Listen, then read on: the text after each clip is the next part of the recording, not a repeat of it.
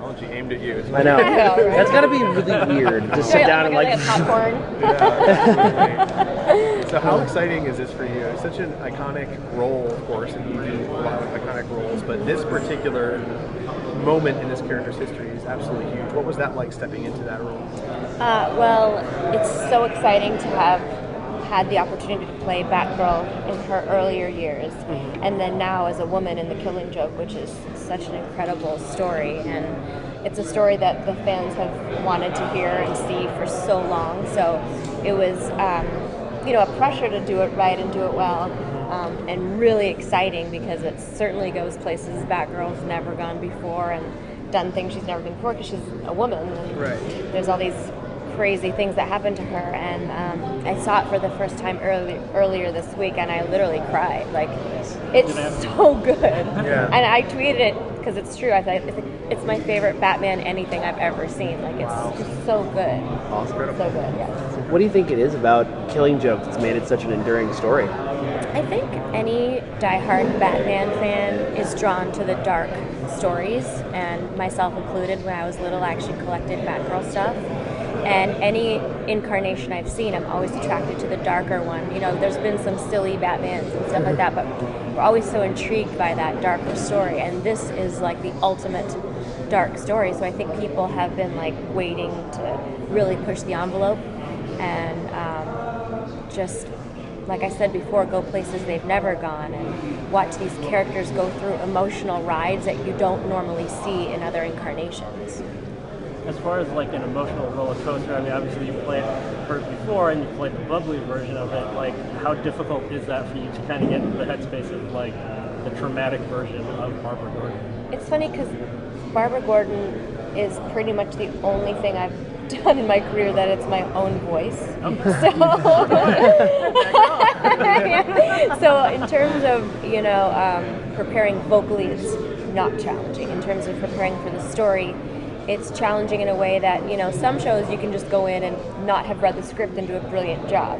But in this particular case, you really want to be authentic to the story. So there was a bit more prep in terms of reading it and learning about the story and learning about all the things that she goes through and that all the characters go through.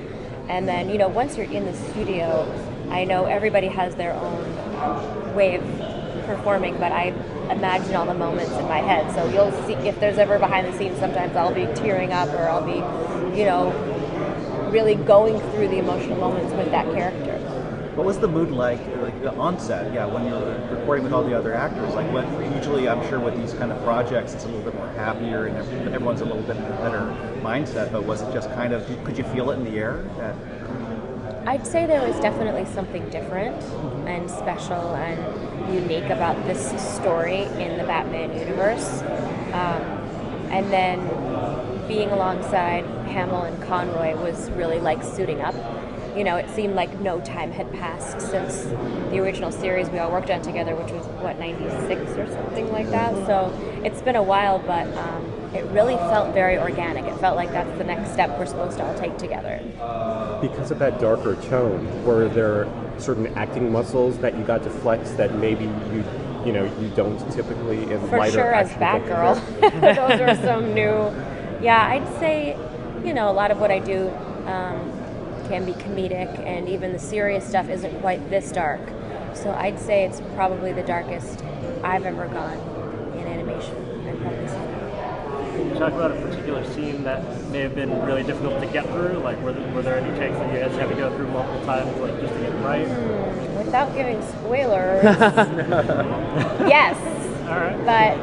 And some of those moments were tricky to make sure it reads authentic, because there's things that you're visualizing as the actor that these characters are doing that you want to make sure the audience believes they're really doing, and you really have to own each moment. So often people say, oh, it's just reading. Of course that's not true. You're really acting all these scenes internally. So and then in terms of, like, without the spoiler, would you say that it was an extended scene? Like, I mean, obviously they had to extend the original story and make it a feature-length film, or was it a particular scene from the original comic book?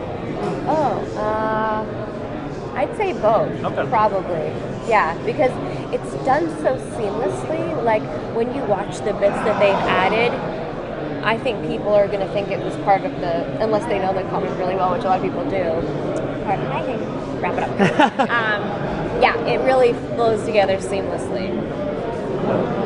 How did you de-stress at the end of the day? Did you like play with puppies? Did you watch movies? I do love puppies. Okay. Yeah, play with Watch my My Little kids, Pony all animals. Watch My Little Pony. No. I don't know. I think, when you're a voice actor, you have all these people living up in your brain that you bring down to perform, and then they go back upstairs, and you're kind of back in your own world. Thank you very much. Thanks It was great guys so meeting much. you. Nice to meet you. Thank you.